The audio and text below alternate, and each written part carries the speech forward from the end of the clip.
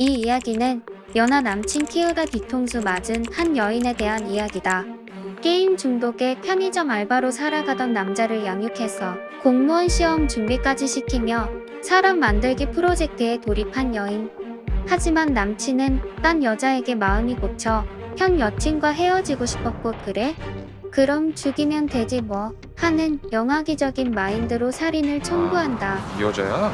그래서 살인을 청구받은 남자가 등장하지만 사실 남자는 살해할 생각은 없었고 살해를 위장해서 돈만 챙길 생각이었다. 결국 뒷바라지하다 뒤통수 맞은 여인의 신고로 딴 여자에게 눈 돌아갔던 남자는 철창에 갇히게 되었다는 충격적이고 황당하면서 열받는 이야기다. 그리고 이 사건에서는요, 피고인이 그 남자친구요. 피고인이 초범이고 죄를 깊이 반성한다. 피해자한테 용서를 구했다라는 점으로 징역 3년을 선고받았어요.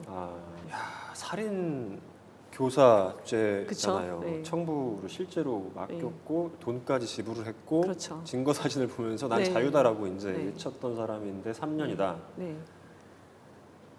저 여성분은요. 네. 저런 일을 겪으면 최소 10년은 걸려요.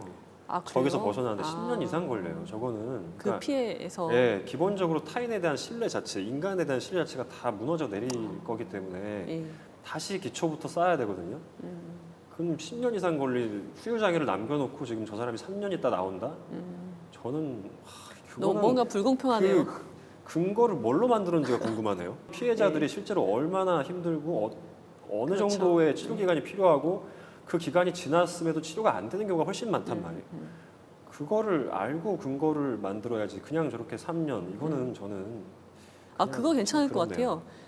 그 피해자들의 정신적인 트라우마, 네. 그것의 고통이 치유될 수 있는 기간, 그만큼 주는 것도 괜찮을 것 같은데요. 징역형을. 그러니까요. 저는 네. 왜 그 과정이 생략된 상태로 그냥 3년형이 선고되는지가 참 안타깝고, 저분이 이제 성인이니까 제가 10년 말씀드린 거지, 만약에 성인이 아니잖아요. 그렇죠. 그러면 네. 20년, 30년 가요. 청소년들은 뇌가 아직 만들어지고 있는 과정이기 때문에 그때 생긴 트라우마는 나이 40살, 50살 가도 남거든요. 참 그런 이게 부분에 살인죄라는 게 지금 제명이 네. 살인죄잖아요. 물론 미수가 됐지만, 그래서 살인죄는 기본 법정형이 징역 5년 이상이에요. 우리가 그렇게 보면 되게 낮은데? 라고 생각할 수 있지만 사실 징역형만 있다는 거는 그 자체로 센 거예요. 보통은 뭐 5년 이하 그런 식으로 법정형을 정하는데 5년 이상이라는 거는 사실상 법 규정은 센 거거든요. 네네. 그러면 5년 이상이면 최대는 얼마냐? 보통은 30년이거든요. 그럼 5년에서 30년 사이에서 이제 판사님이 정하게 되는 건데요. 이 사안은요, 결과가 발생하지 않았어요. 그게 굉장히 커요.